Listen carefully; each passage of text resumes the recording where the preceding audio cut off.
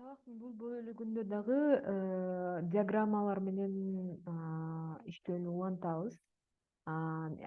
Эске сала кетсек, диаграмманы кандайдыр бир диаграмманы коюу үчүн бир канча жолдор бар. Мисалы, биринчиси биз кайсы маалыматты колдонуп бул маалыматты диаграмма түрүндө көрсөтүүнү кааласак, ушундай тартипте тандап, андан кийин ставка коюу бөлүмүнө келебиз.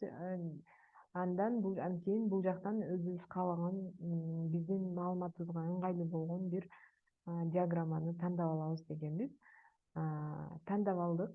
Аны тандагандан кийин биз бул жерде ага аталыш ыйгарсак болот, ат берсек болот. Мисалы, биз баалар деген ат берели. Кийин бул таблицаны чоңойтсок болот, жиберсек болот.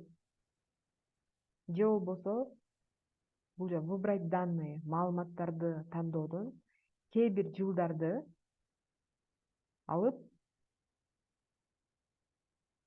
биз каалагандай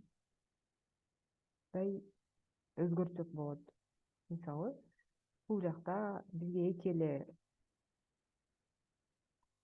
керектүү товар жетиштүү, ушул экөө эле калсын, калганы бизге көрүүнүн кажети жок.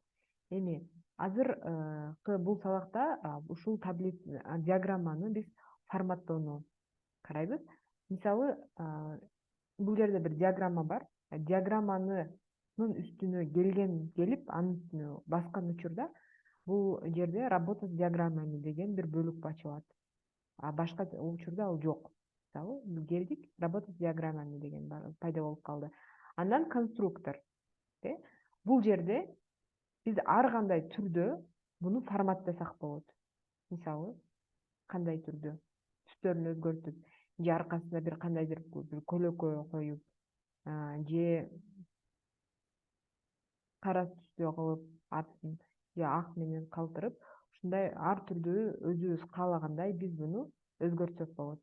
Экинчиден, аны өзгөртүү менен эле эмес, анын биз негизинен түстөрүн өзгөртүп алабыз бул жерден.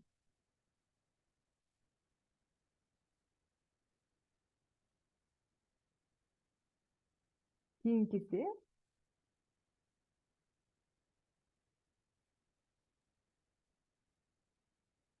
форматка келебиз. Форматта мисалы артын кандай кылып өзгөртөлү? Ак, жашыл. Биз өзүбүз каалагандай түстө өзгөртсөк, тартипте өзгөртсөк болот. Эми фигураны, диаграммабыздын сыртын мисалы көк кылып өзгөртсөк болот. Кийин ал ушул бир аз белгилүү болбой калды. Мисалы, аны дагы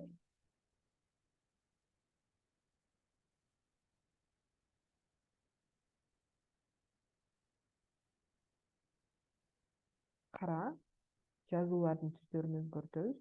Жазуулардын бул жерде биз стилин өзгөртсөк болот. Бир көлөкө кошсок болот.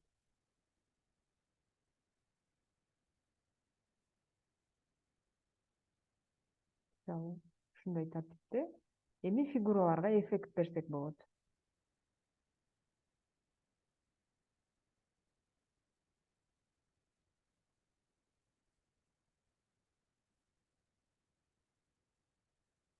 Кийин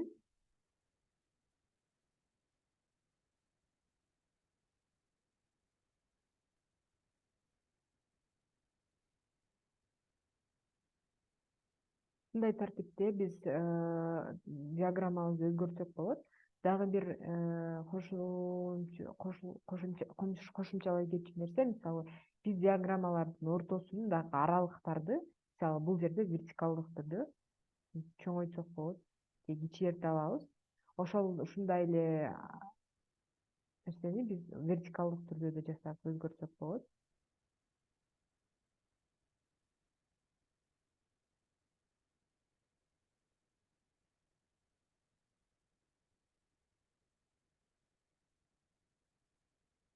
Анын үстүнө ушундай өзүбүз кошумча бир фигураларды кошсок болот, мисалы.